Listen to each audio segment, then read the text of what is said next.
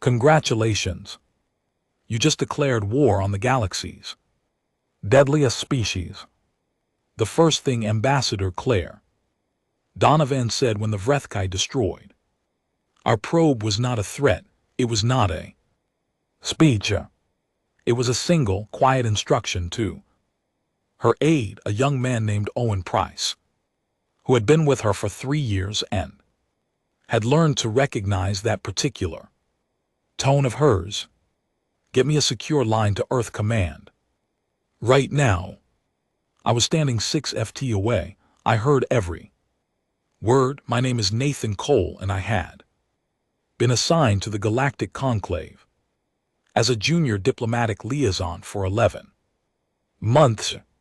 I had spent most of that time learning how to bow correctly to species with 4 heads, memorizing the 47 distinct ways the Drethari express polite agreement and trying not to stare at the Vrethkai when they entered a room.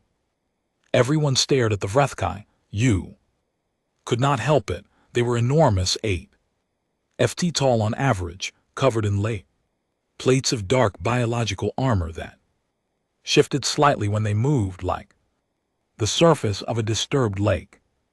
Their eyes were pale, almost white, and they had this way of looking at you that made you feel like something they had already categorized and dismissed.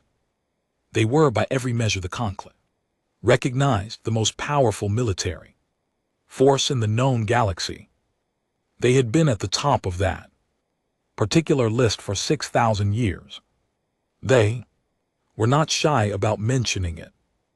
The probe they destroyed had been an unmanned scientific vessel. It was cataloging mineral deposits in the Velhari Reach, a stretch of unclaimed deep space that humanity had formally registered interest in 3 years prior. There were no weapons aboard. There was no crew. There was a small plaque near the navigation core with the names of the engineers who built her, the way humans have always put names on things they send into the dark. The Vrethkai delegate, a senior figure named Overlord Kroth, had announced the destruction in the middle of a full conclave session. He had not apologized.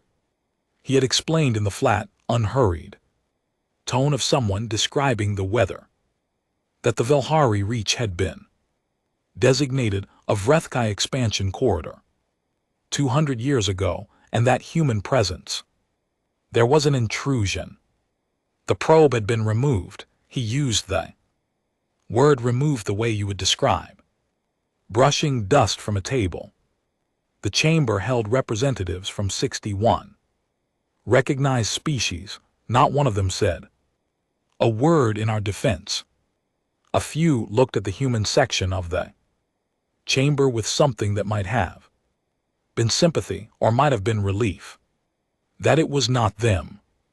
Owen brought Claire the secure communicator. She spoke for less than 2 minutes, her voice low and steady. I caught fragments: fleet readiness, status, confirmation of standing orders, authorization codes I did not have, clearance to understand. Then she closed the line and turned to face me. Nathan, she said, I need you to draft a formal transmission to the Vrethkai.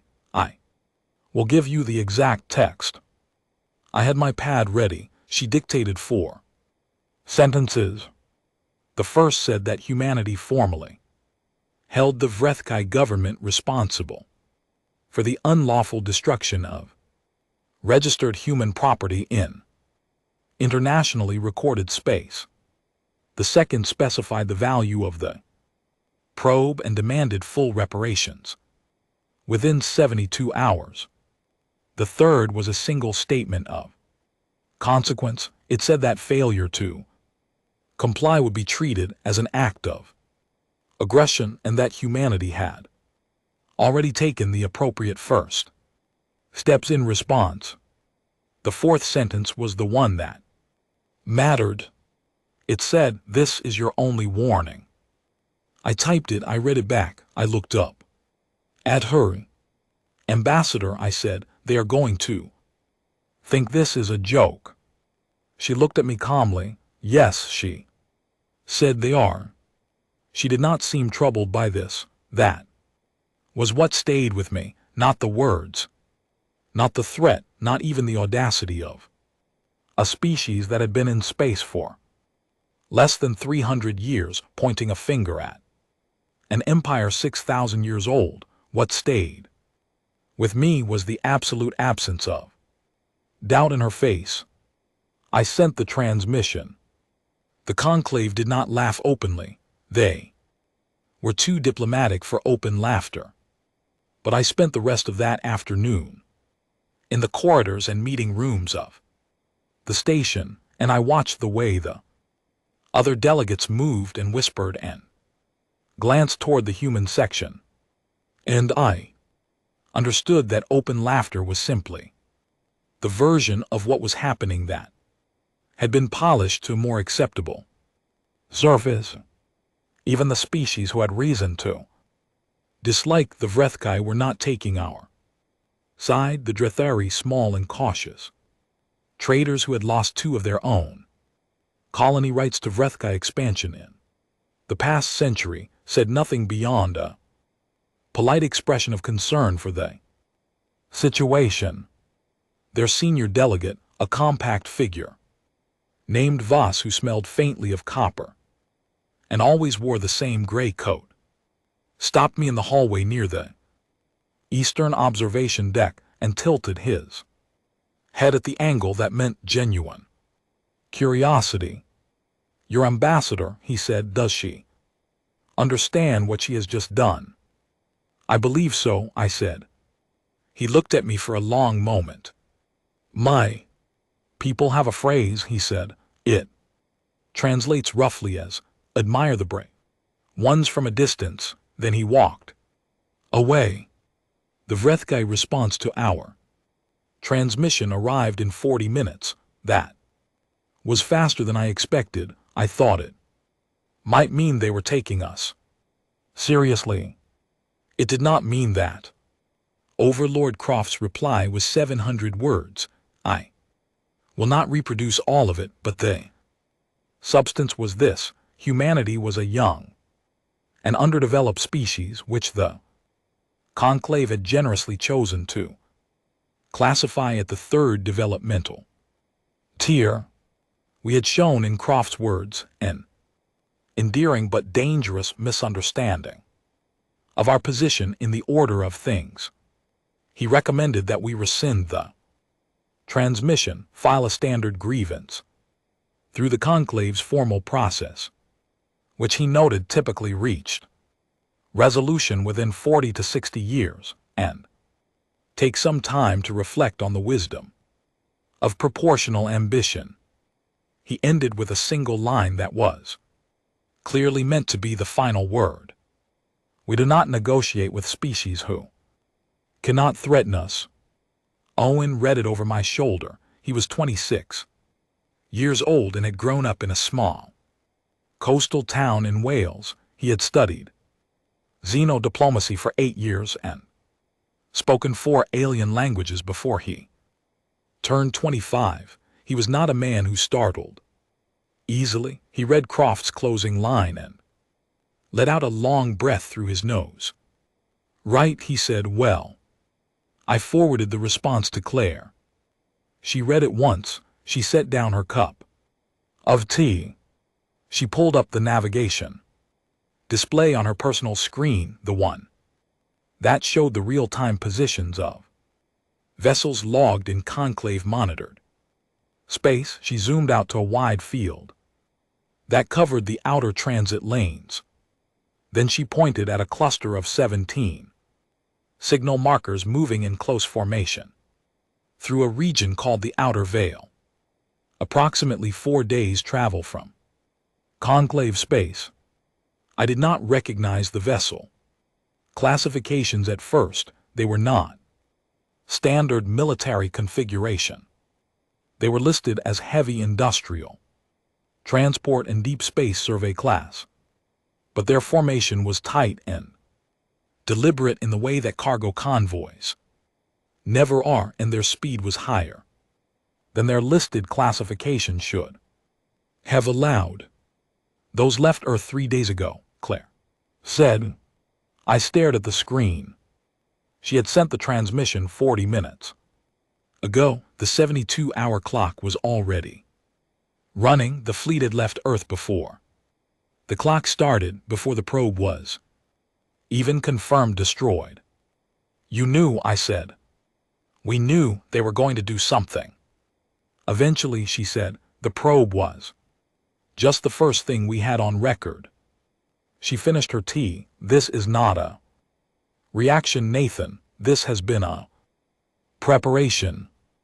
I stood there in the quiet of her office, watching 17 blips move steadily through the dark. Outside, somewhere in the main conclave chamber, Overlord Croth was probably still enjoying his own wit. 60 other species were probably already forgetting that this had happened. Another small species had been put in its place. Everything was in order. The blips kept moving.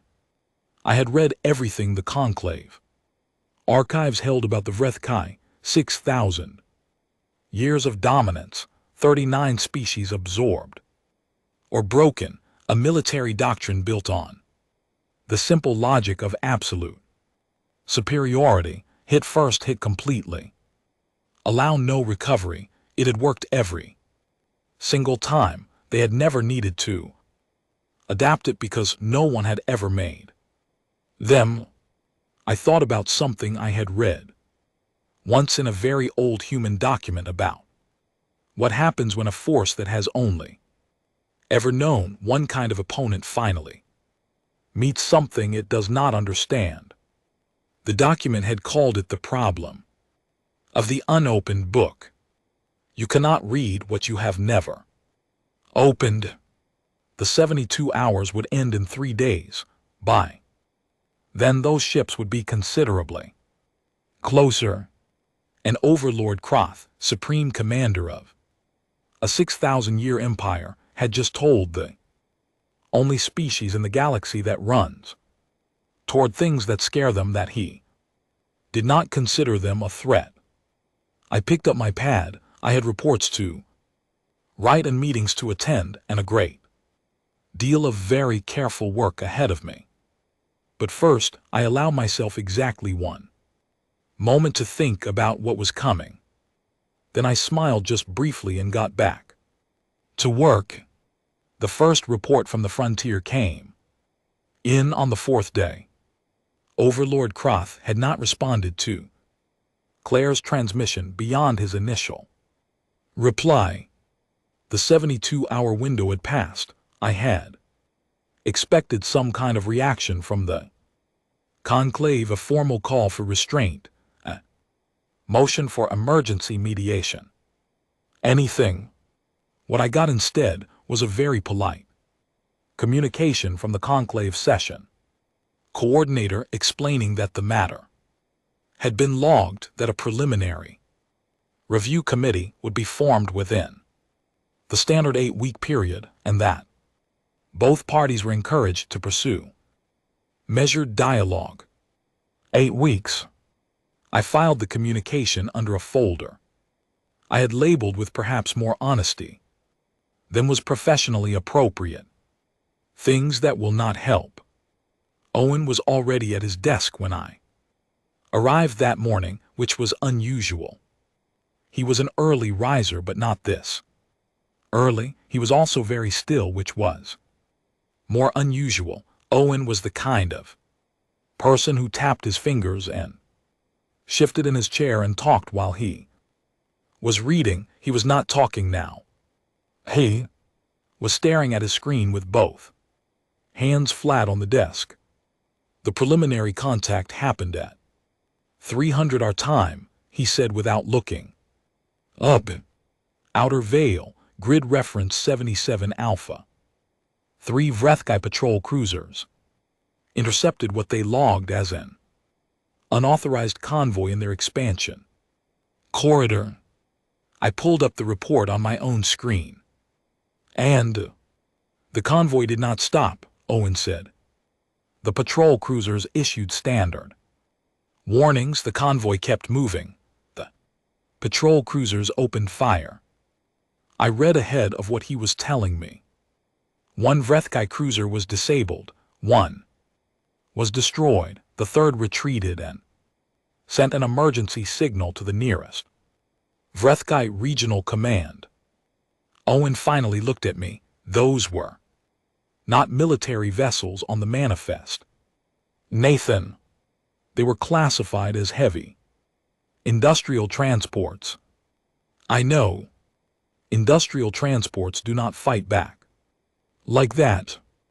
I know. He turned back to his screen.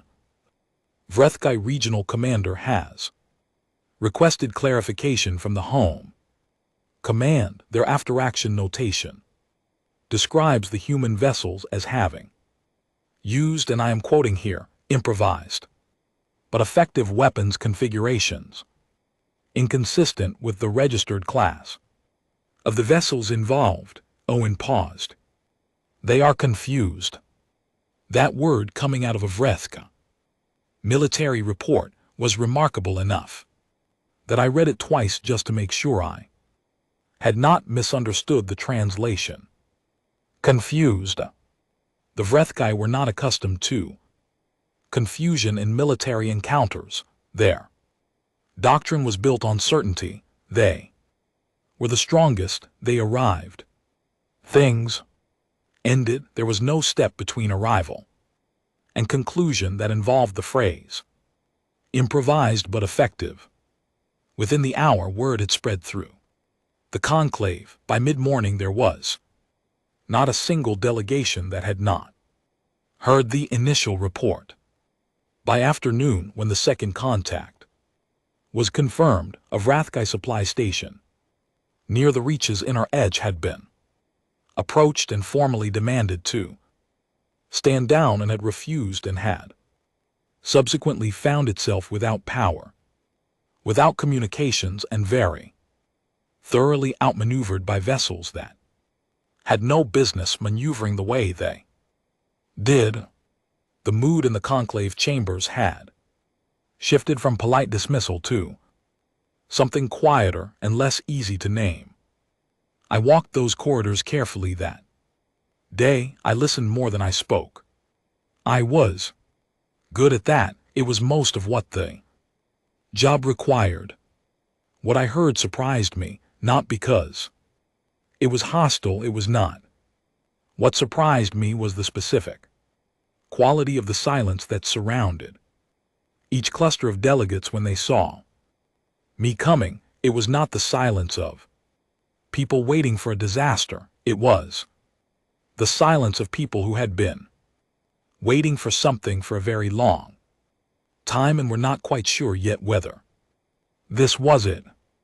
The Vrethkai called an emergency session. They did not ask. They announced it, which was their standard mode of interaction with any institution they technically belonged to but considered beneath them. Kroth himself appeared, which was not common. He usually sent subordinates to conclave sessions. His presence meant this had already crossed a threshold for them. He spoke for a long time. The substance of it was that humanity had committed an act of aggression against recognized Vrethkai territorial claims and Vrethka vessels, that this was a matter for conclave disciplinary process, and that appropriate consequences would be applied. His tone was the tone of a man who had done this before, who had stood in this room and said words like these, and watched the room agree with him because the room always agreed with him. Claire was present. She sat with her hands folded on the table in front of her. She did not interrupt. She did not argue. She listened to the entire speech with the focused, neutral attention of someone who had already read the ending and was simply waiting for the rest of The text to catch up. When Croth finished, the session chair asked if the human delegation wished to respond. Claire stood up. She said 5 sentences. The first acknowledged that human vessels had engaged Vrethkai forces. Second noted that those forces had fired. First, the third cited the specific conclave statute that affirmed a registered species' right to defend registered interests against unprovoked attack. The fourth reminded the chamber that the Velhari Reach had been formally registered by humanity 3 years prior, and that no Vrethkai counterclaim had been lodged within the required legal period. The fifth sentence was the one that changed the temperature of the room. "We are not here to ask for permission," Claire said. "We are here to inform you of what is already happening." She sat down. The session chair looked at Croth. Croth looked at Claire. The room was very quiet.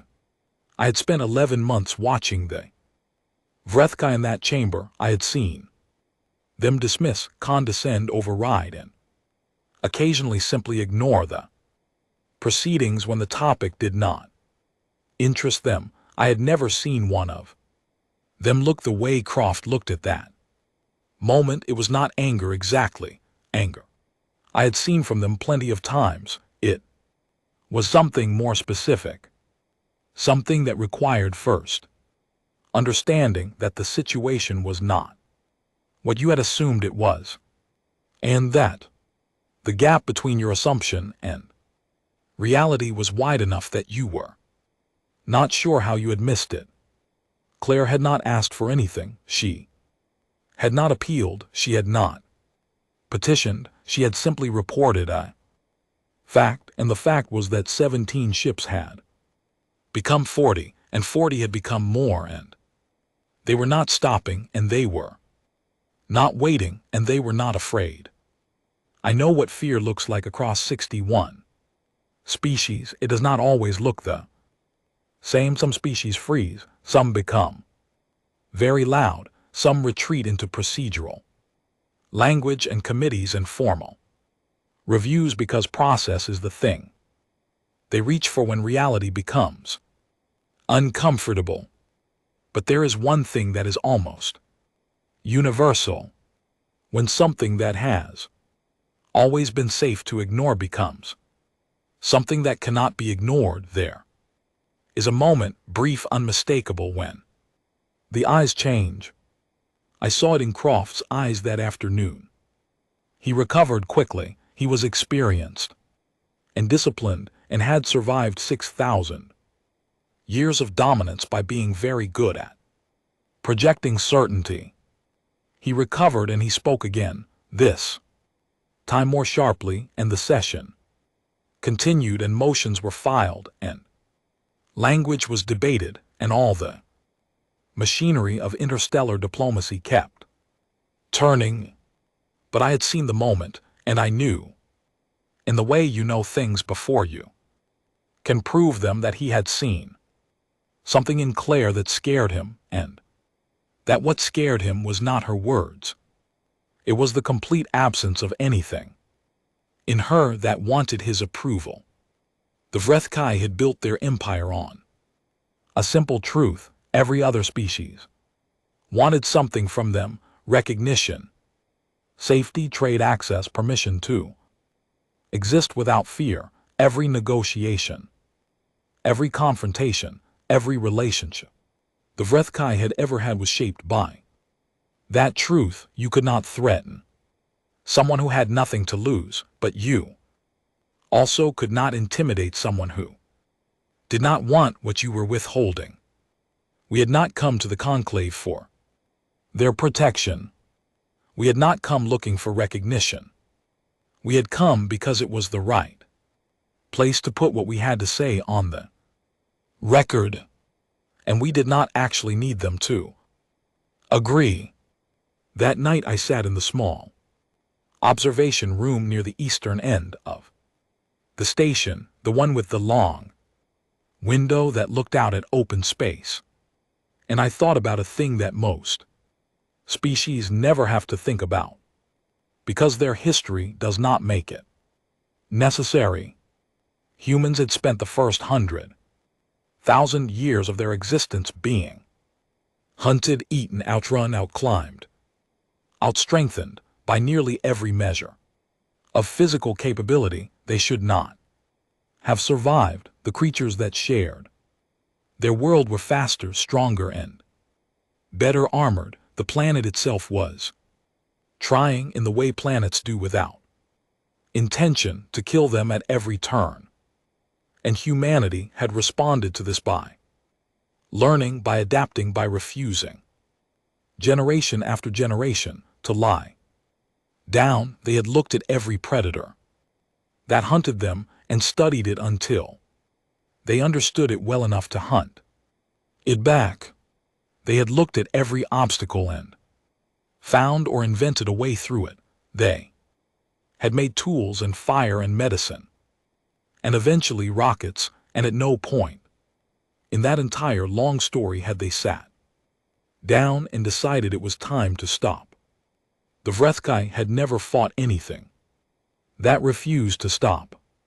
I watched the stars and I thought about what was moving through the dark out there, past where any of the conclave's sensors could reach, yet closing the distance with the quiet patience of something that had already decided how this would end. Then I went to bed because there was a great deal of work still to do, and I have always found it easier to face large things when I am not tired. The war, by the time the conclave officially acknowledged it as such, had already been running for 3 months. 3 months is not long by the standards of interstellar conflict. The Vrethkai had waged campaigns that lasted centuries.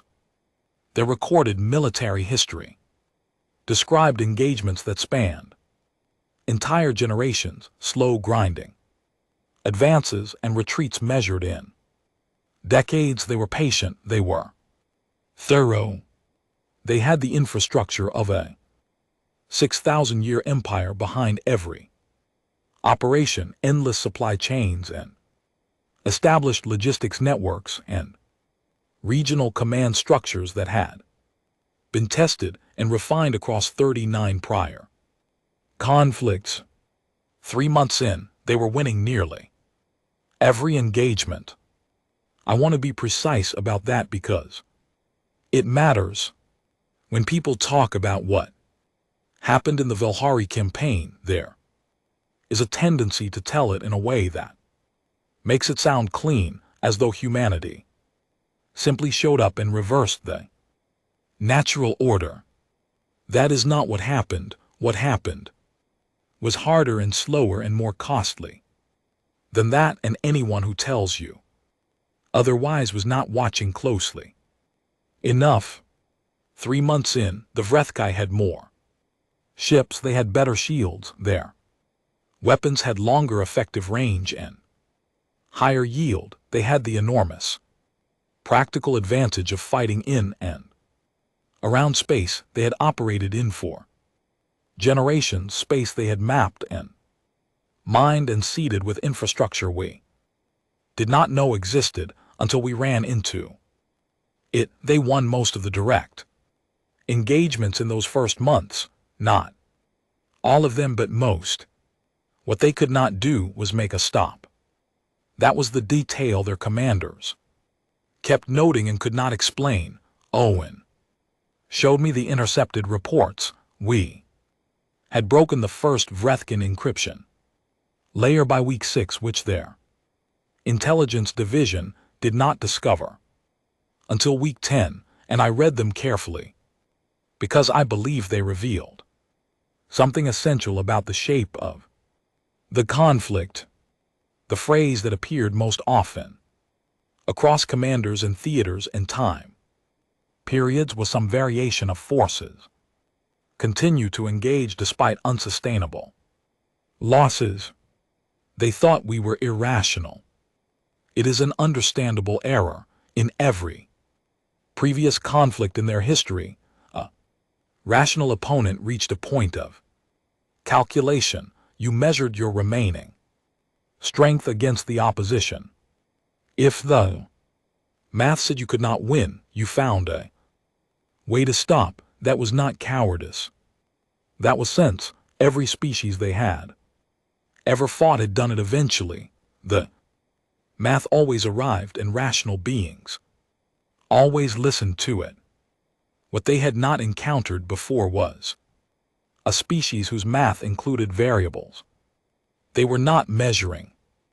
I was in Claire's office when we got the report from the Calavar station. I remember it clearly because I had been arguing with her for the better part of an hour about something I now realize was a very small thing. The convoy commander at Calavar, a practical and plainly stubborn man named Gregory Hart, had been encircled by a Vrethkai force 3 times the size of his own. Communications had been interrupted. Supply lines had been cut. The Vrethkai commander had sent a formal demand for surrender and had given Hart 4 hours to respond. Hart's response when it came was not a communication, it was a tactical action. The details are complicated, and I am not an engineer, but the short version is this: Hart's team had been studying the power distribution architecture of their own vessels for 2 weeks, ever since the encirclement began. They had identified a way to reconfigure the reactor output of 3 ships in close formation to generate a directed energy pulse. It was not something any textbook had described. It was not something the ships had been designed to do. It was not something the Vrethkai models had any entry for, because you cannot model a possibility you have not imagined. The 3 ships were lost in the process. Every person aboard knew that was likely when they volunteered for it. I am not going to describe what happened to the Vrethkai fleet that had been holding the perimeter. I will say that the encirclement ended, that Gregory Hart brought the rest of his convoy through, and that the after-action report he filed was 11 pages long and written in the direct, slightly irritable style of a man who had not slept in 4 days and had strong opinions about inefficient supply routing. The last line of his report said, "Request additional reactor shielding components for future operations. Current configuration presents an unnecessary bottleneck." He was already thinking about next time that report reached the Vrethkai High Command through channels I will not specify. I know it reached them because we intercepted their response. Their senior strategic analyst described the Calavar engagement as anomalous and recommended it be classified as an outlier resulting from exceptional individual decisions unlikely to be replicated at scale. He was wrong, of course, but I understood why he thought that. Mistake he made was in how he defined exceptional. He meant a statistical deviation. He was thinking about it as a rare event. What he did not understand was that Hart was not exceptional by human standards. Hart was a cargo convoy commander with a logistics background and an engineering degree he had finished at night school. While working his first deep space route, he was competent, experienced, and deeply unwilling to accept a situation he had not first tried to change. By Vrethkai standards, that profile would have been remarkable. By human standards, it described about 40% of our fleet commanders. We did not produce exceptional people who did impossible things. We produced ordinary people who did not recognize the word impossible as a full stop. The conclave was watching all of this with the careful, slightly stunned attention of a group of spectators who had bought tickets to a predictable event and found themselves watching something entirely different.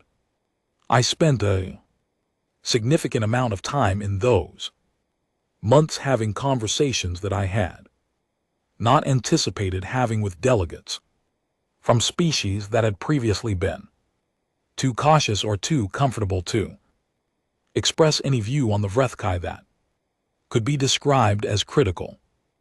Voss, the Drethari delegate, began appearing in spaces where I also happened to be. It was not accidental. Drethari do not do anything accidentally. He would stand near me at the long observation windows and look out at space and talk about trade routes, about the challenges of deep space mineral extraction, about the theoretical logistics of supplying a fleet operating at extended range. He never said anything directly. He was too experienced for that. But what he was communicating underneath the careful language was this: the Drethari had been watching the Vrethkai expand for a century, and they had a great many resources that needed a reliable and discreet destination. 3 other species made similar overtures through similar indirection. None of them wanted to be seen as aligned with us. That was too dangerous while the outcome was still uncertain, but they were positioning themselves very carefully for the possibility that the outcome might not go the way everyone had assumed. I brought all of this to Claire. She listened, took notes, and then said something that I have thought about many times since. Do not promise them anything yet, she said, and do not let them think we need them. The moment they believe we need them, they will start charging for it. She was right. I knew she was right. But it was not easy in those months to hold that line, because the truth was that we did have costs. The truth was that there were names on lists I tried not to look at too often, people who had gone out and not come back, and the numbers were real and they were not small. We were building capacity as fast as we could, repurposing and retrofitting and innovating at a pace that impressed even our own engineers. But impressive pace is not the same as painless. I remember one evening around the 4th month sitting with Owen in the small corner of the station's shared cafeteria that had, by a kind of unspoken agreement, become the space where the human staff went when they needed to not be performing composure for other species. It was just the 2 of us. He had a cup of something the station's food system called coffee, which resembled coffee in the way that a photograph of fire resembles warmth. My brother is out there, he said, not looking at me. I did not know what to say to that. I said nothing. Sometimes that is the right answer. He drank the not coffee. He is fine, Owen added with a specific confidence of someone who needs to believe something and is choosing deliberately to believe it. I nodded. We sat quietly for a while. The Vrethkai Psychic Division broadcast another fear signal last week, Owen said eventually. Did you read the crew response reports? I did. 11 seconds, he said. Average measurable fear response across 6 ships, 11 seconds, and then every single report says essentially the same thing. Personnel describe moving from fear to anger and then to focus. One gunner's report actually uses the phrase "got annoyed and decided to do something about it." He looked at me. His expression was somewhere between exhausted and quietly proud. "We are genuinely strange, Nathan," he said. "Yes," I said, "we really are." The Vrethkai did not stop trying. That was important. They adjusted tactics, deployed additional forces, attempted economic pressure through conclave channels that went nowhere because we had not built our economy around conclave trade networks. They were a serious, capable, disciplined empire, and they were doing everything their 6,000 years of experience told them to do. None of it was working the way it should. And then in the 5th month, Overlord Kroth sent a new kind of transmission. Not to humanity, he sent it to the conclave. He requested formal mediation. I read the transmission 3 times. Then I went directly to Claire's office, without stopping to knock. She had already read it. She was standing at her window looking out at the stars. "They want to talk," I said. "Yes. Do you want to talk?" She turned around. "We will talk when they return what they destroyed, every gram of it." She paused. "Go draft the response." I went.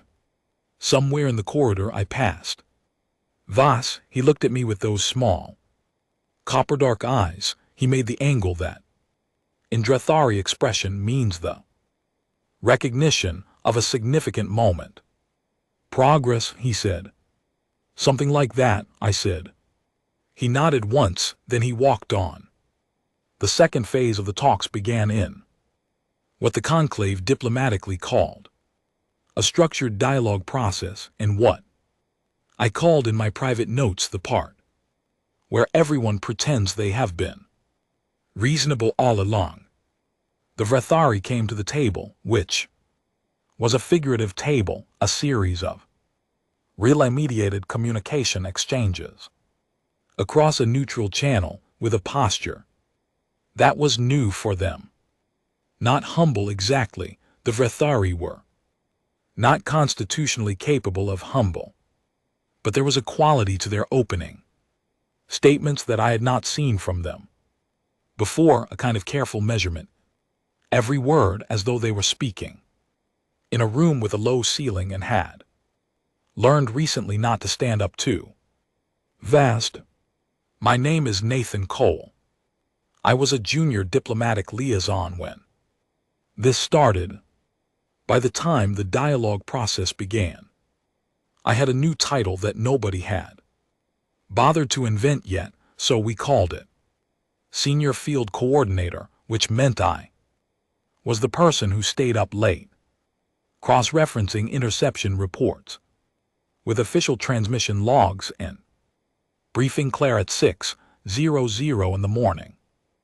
I was also, I realized somewhere in the 7th month, beginning to understand something about the Vrethkai that their own history had never made necessary for them to understand about themselves. They did not know how to want something without it looking like weakness. Their entire culture, every social structure and diplomatic posture and military protocol was built on the assumption of dominance. You communicated from a position of strength. You asked for nothing because asking implied that you lacked something, and lacking something implied vulnerability, and vulnerability was the first thing an opponent would exploit. This was not a flaw in their character, so much as a logical product of 6,000 years of always being the strongest thing in the room. The problem was that it left them with no vocabulary for the situation they were in now. They could not simply say what they wanted, because saying it directly would mean acknowledging that they wanted it. And wanting it meant not having it, and not having it meant the situation had changed from what it was supposed to be. So they talked around it. They proposed frameworks. They suggested mutual reviews of territorial claims. They raised the question of a conclave supervised demilitarized corridor. Every proposal was structured to look like Generous offer from a position of choice, rather than a request from a position of need, and every proposal without exception contained the same hidden center. They wanted the humans to stop. Claire recognized it immediately. She had a gift for reading the architecture of language, for finding the load bearing walls inside a sentence. She sat through 17 sessions of opening dialogue without agreeing to a single framework, and she did it in a way that was never provocative, never rude, and never gave them anything they could point to as obstruction. She was simply waiting. I asked her once, late in the 8th month, what she was waiting for them to say the real thing. She said, "What is the real thing?" "That they are afraid," she said, "not of us specifically, of what we represent, of the fact that we exist, and we are not stopping, and they do not have an answer for that." She set down her pen. "The moment they say that, even around the edges, the conversation changes, because then we are talking about the actual problem instead of all the formal furniture they have been stacking around it. The actual battle that changed the temperature came not from a diplomatic session, but from a place called the Margith Relay of Rethkai Communications and Supply Hub, in the midpoint of their primary expansion route. It was not a dramatic target, it was practical. Our strategic planning team, led by a quiet, extremely methodical woman named Alice Ford, had spent 4 months identifying every node in the Vrethkai logistics network that, if disrupted, would create cascading supply failures across multiple theaters. The Margeth Relay was the third on that list. It fell in 41 hours. The approach was careful and thoroughly planned. Alice Ford's team had mapped the relay's patrol patterns over 11 weeks using data gathered from previous engagements and from the Drethari, who had by this point stopped pretending their material assistance was purely economic. The force that took the relay was not the largest human formation in the field. It was chosen for precision rather than power. They arrived in a formation the Vrethk did not have a defensive protocol for, because snorts the protocol would have required imagining that someone would try it, and the Vrethkai strategic imagination had been shaped entirely by encounters with species that did not move the way we did. The relay's commander sent an emergency request for reinforcement. The reinforcement was intercepted and redirected by a second group operating on a parallel timeline that the relay's command had not known existed. The operation had 3 moving parts that needed to function simultaneously at distances of several light minutes, which sounds impressive until you learn that the planning team had run the coordination model 400 times before they were satisfied with it. Alice Ford's after-action summary was 2 pages. The last paragraph noted 6 areas for improvement in future coordinated operations. She was already working on the next one. When the Margith relay fell, 5 other supply chains went into disruption. The effects were not immediate, but they were certain, and the Vrethkai High Command knew it. Within the week, 3 regional commanders had filed independent assessments to the Home Command that all said in different ways the same thing: "This is not what we thought it was." I want to dwell on that for a moment, because it is easy to tell this story in a way that makes it look inevitable, and it was not inevitable. What happened to the Vrethkai was not that they were defeated by a superior force. They were not. In raw material terms, they remained formidable. Throughout, what happened was that they encountered something their experience had never prepared them for, and their experience was so vast and so consistent that it had become, without them realizing it, a kind of blindness. Every species they had ever fought had a breaking point that looked the same, moment when the cost became too high and the goal became unreachable, and the only remaining question was the terms of ending. They knew what that moment looked like. They had seen it 39 times. They had learned to identify the early indicators, the subtle changes in engagement patterns that signaled a species approaching its limit. They kept looking for those indicators. In us, they kept adjusting their models to account for why the indicators had not appeared yet. The adjustments became more elaborate over time, more hedged, with caveats more dependent on assumptions that required the next engagement to behave differently than the last one had. The indicators never appeared. Not because we were invincible, not because the cost was not real, but because the thing they were looking for, the moment when a species decides that continuing is no longer worth it, required a particular relationship to loss that humans simply did not have. We did not experience loss as a signal to stop. We experienced it as information. We learned from it, we adjusted, we came back with a different approach.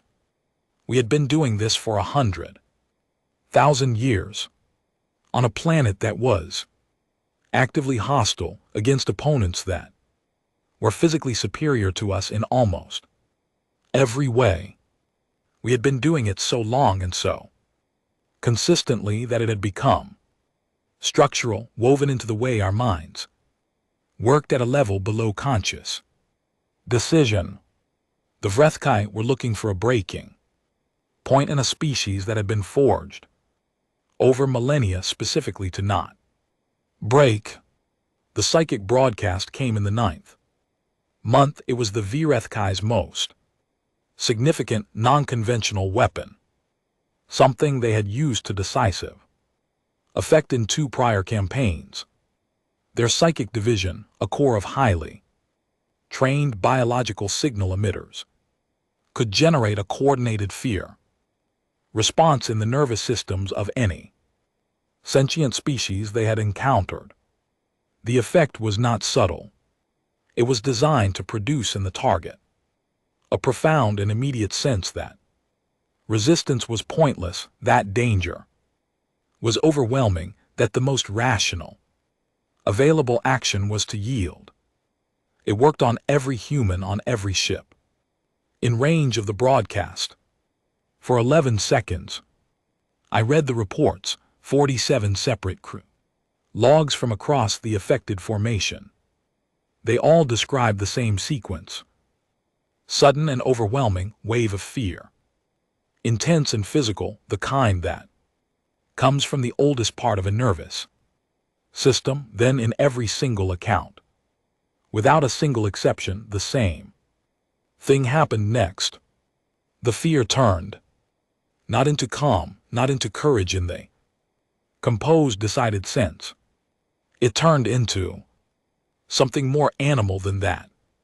Something that 100,000 years of surviving on a hostile planet had built into the architecture of human biology. The threat signals fired, the fear response triggered, and then the older system, the one that had evolved because sometimes the thing trying to eat you could be hit back, took over. One crew member's log described it as, "I was scared and then I was furious, and I stopped being scared." Another wrote, "It felt like someone grabbed my arm, so I hit them."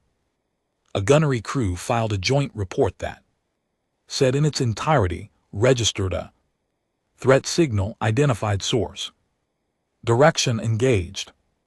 The Psychic Division Commander's report to the Vrethkai Home Command was the most unsettled document I read in the entire war. He described a weapon that had never failed him. He described deploying it with full confidence. He described the 11 seconds of measurable effect, and then he described with the precise and slightly disbelieving language of a scientist whose experiment has returned an impossible result. What came after? The subjects, he wrote, appear to have a conditioned response that converts threat stimuli into aggression rather than avoidance. This is not a defensive adaptation in the conventional sense. It is an offensive one. The fear response in this species does not produce withdrawal, it produces attack.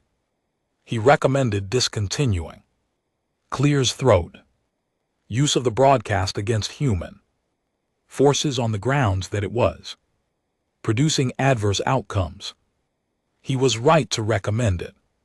The conclave was very quiet when the 9th-month report circulated. I watched the chamber. I watched the delegates from 61 species process what they were learning. I watched Voss, who processed it the fastest and said the least. I watched a delegate from a species called the morphine, large and very old, and generally considered the most neutral observers in the conclave, who had said almost nothing for the entire preceding months, and who now sat very still with an expression I did not have a clear translation for. I walked over to him after the session. His name was Senior Observer Kale, and he had been attending conclave sessions for longer than most human nations had existed. I asked him because I was tired and because I thought he would tell me something honest, what he was thinking. He was quiet for a moment, then he said, "We have been watching the Vrethkai for 4,000 years. In that time we have never seen them ask for help." "They have not asked for help," I said. "They requested mediation." "Yes," Cal said, "that is what I said." He turned and walked away. The formal turning point, the moment that the conclave would eventually record as the decisive shift, came with the fall of the Vrethkai's regional command hub at the Silhari crossing. I will not describe the engagement in detail because it has been described elsewhere and I was not present for it. What I can describe is the moment the battle data arrived at the conclave station, because I was there for that. It was late in the station's artificial night cycle. Most of the conclave was not in session. Owen and I were in the communication suite, tracking the relay reports as they came in. The engagement at Silhari had been projected to last several days. It lasted 11 hours. When the final status report came through, Owen read it once, then he read it again, then he turned to me with an expression that I will remember for the rest of my life. Not joy exactly, not triumph, something quieter and more complicated than either. "The hub is ours," he said. "Vrethkai fleet is in full retreat." Full retreat. 6,000 years, 39 conflicts, 0 prior retreats recorded in full disorder. We sat there for a moment. The communication suite hummed around us. Space was outside the window, silent and enormous. "Right," Owen said at last. "I suppose we had better tell Claire. The peace was not a clean thing. I want to say that clearly before anything else." The negotiations that followed the fall of Silhari were long and detailed and frequently exhausting, and the document that came out of them was not a simple victory statement. It was a complicated, carefully worded agreement with provisions and timelines and review clauses and a verification protocol that the conclave's legal division took 6 weeks to format properly. I was in almost every session. My name is Nathan Cole. I am not a hero of this story.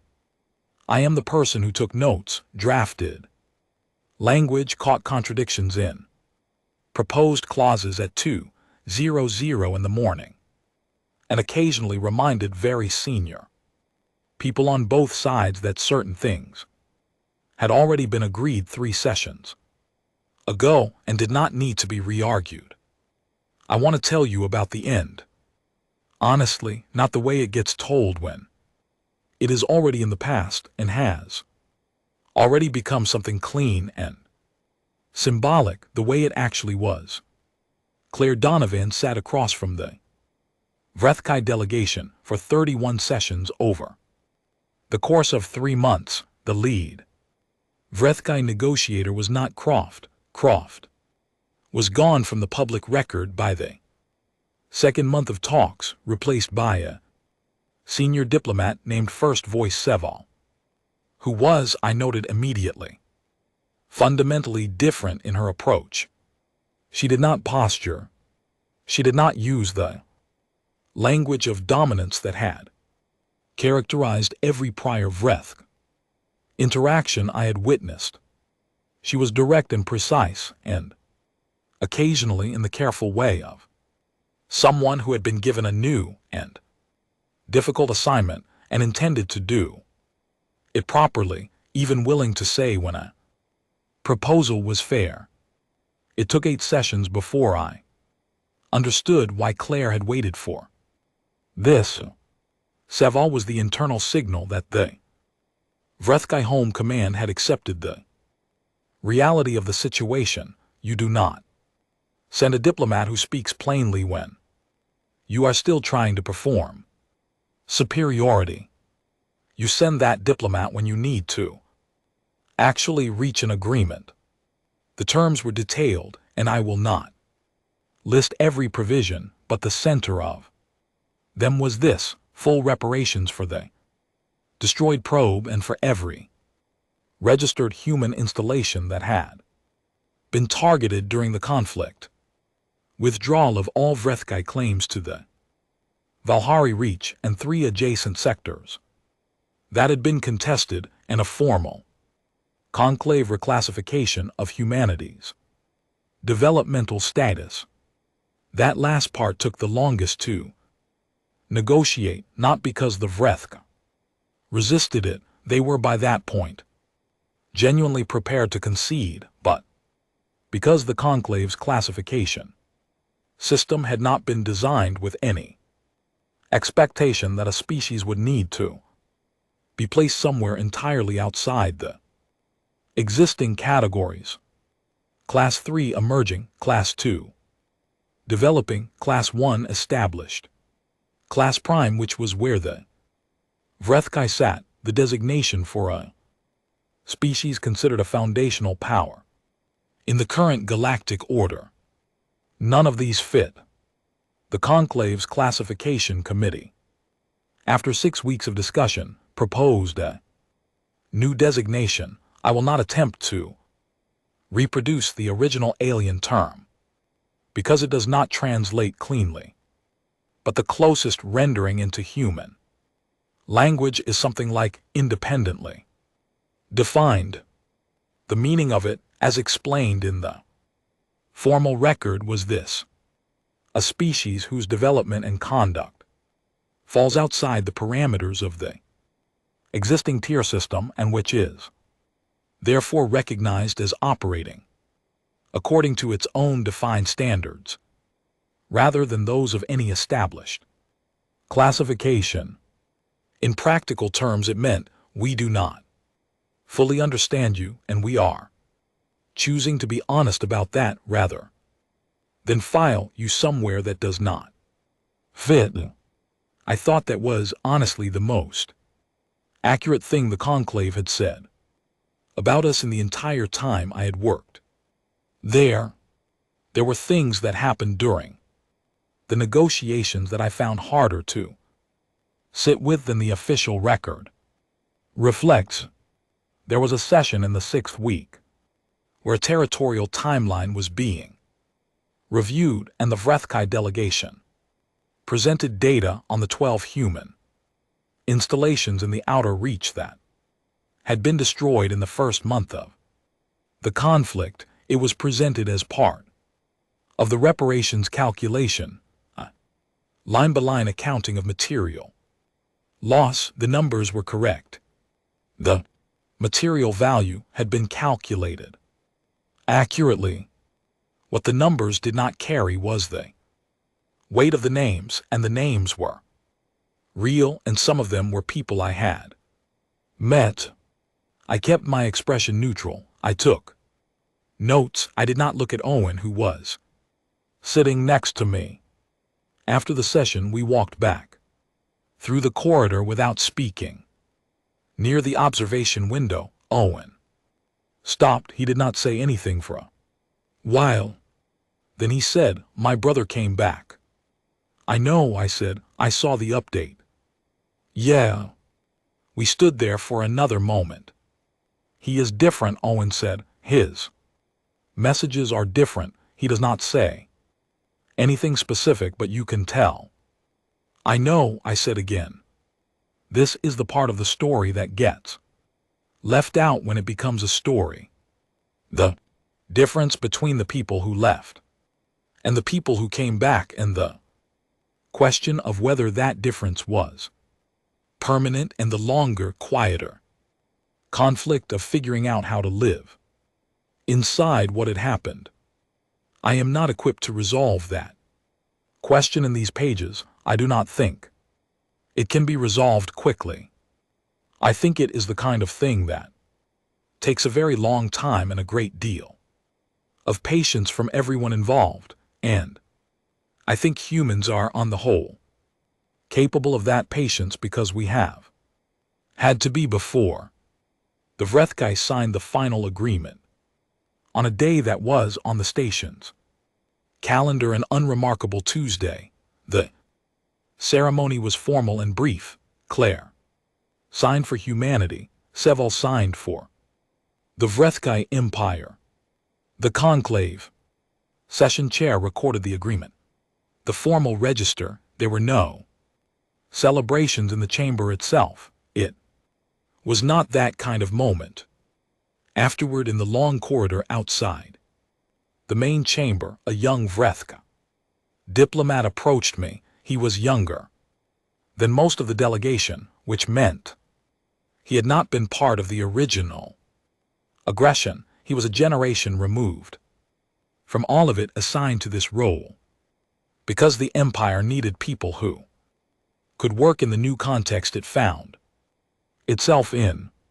His name, rendered into something I could pronounce, was something like Ren. I will call him that. He stopped me politely. He spoke through his translator in the careful, even way of someone choosing words very deliberately. "I have a question," he said, "if you do not mind." "Go ahead," I said. "How did you know you would win?" I thought about that honestly. I thought about the 17 blips on Claire's screen 3 days before the warning was even sent. I thought about Gregory Hart filing improvement requests from the middle of an engagement that should have ended him. I thought about Alice Ford running her model 400 times. I thought about 11 seconds and what came after 11 seconds. I thought about Owen's brother and the messages that were different now, and the weight of names in a reparations document. We did not know, I said, not at the start, not in the middle either. Honestly. Ren looked at me steadily. Then why did you continue? Because knowing you will win is not the same as being willing to keep going, I said. We knew we were going to keep going. That was the only thing we knew for certain. He considered that for a long moment. Then he nodded once and walked away.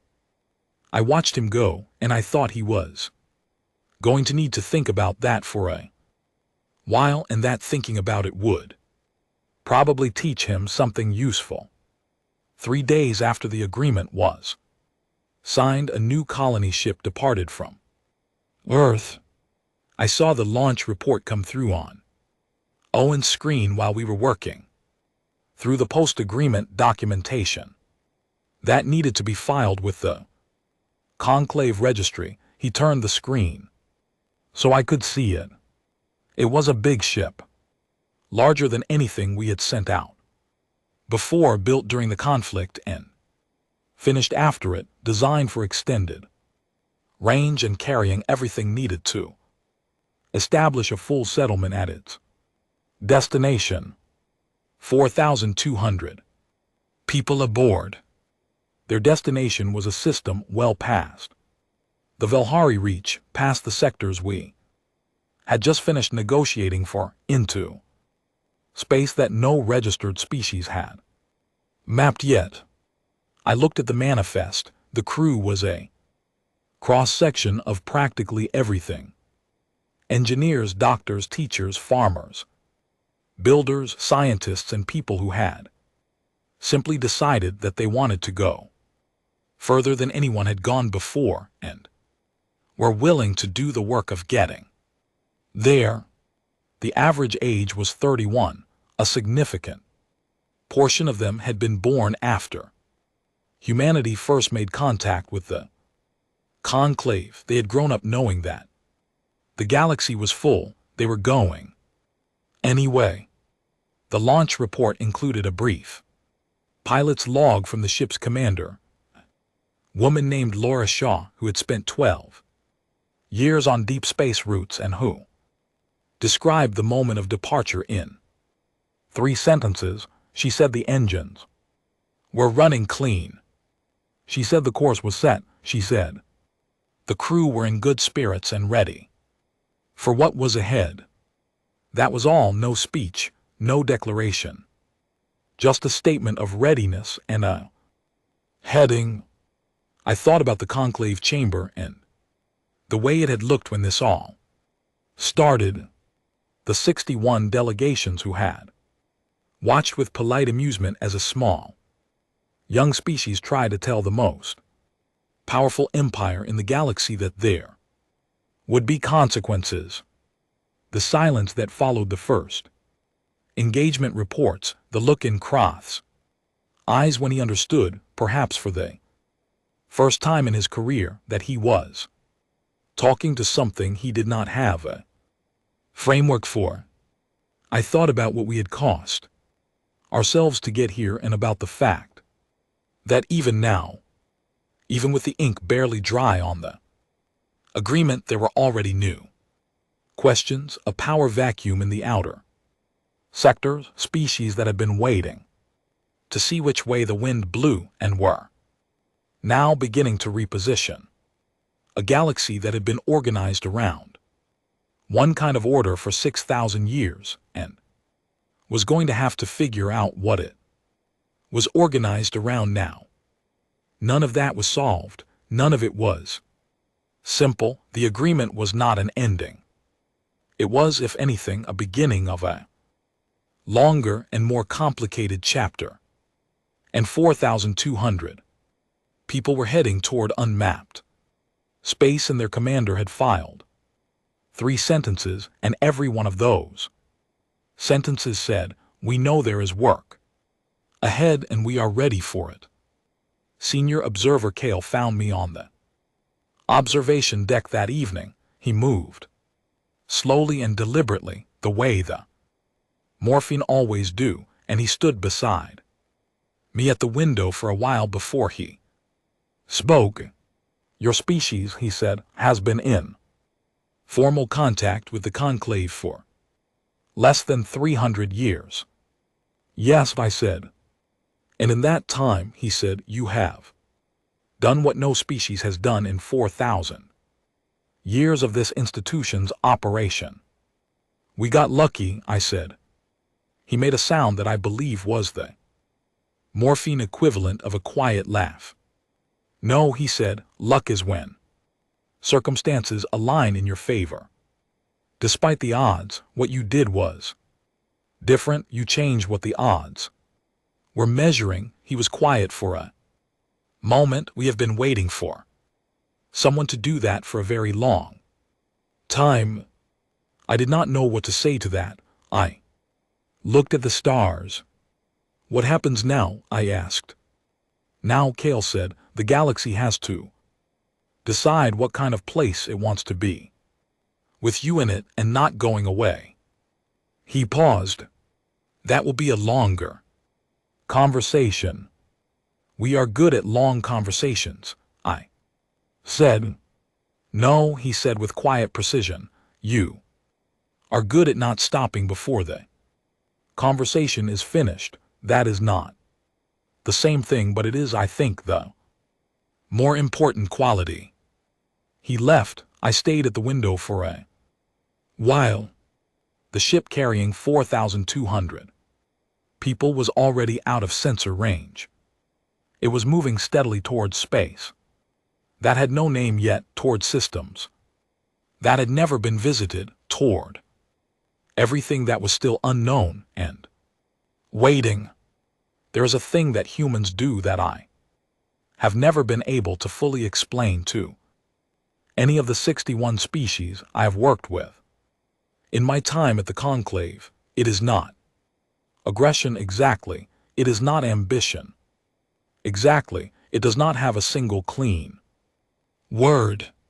It is the specific feeling of looking at something vast and uncertain and unknown, and instead of calculating whether to approach it, simply wanting to know what is in it.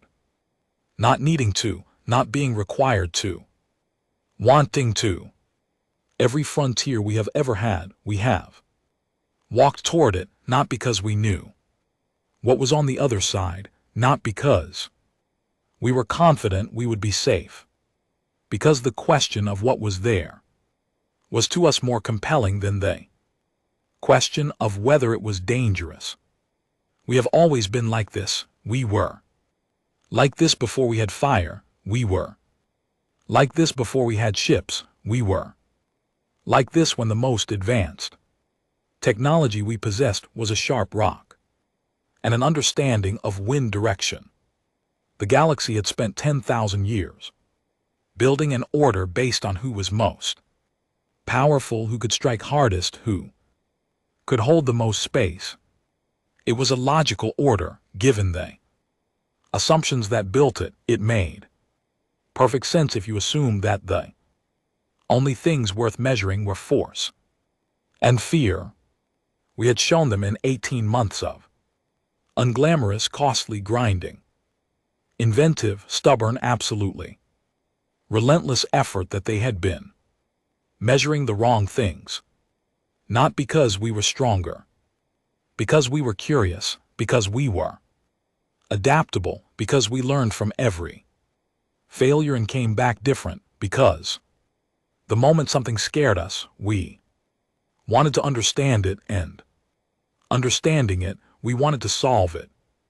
And solving it, we found ourselves somewhere further than we had been before, because we had been doing all of that on a difficult planet for a very long time. The stars were very still outside the window. Somewhere out there, Laura Shaw's ship was moving through the dark, 4,200 people carrying everything needed to build something new in a place that had no name yet. They were not afraid. They were exactly the way humans always are when pointed at something vast and unknown. They were curious, and they were not stopping.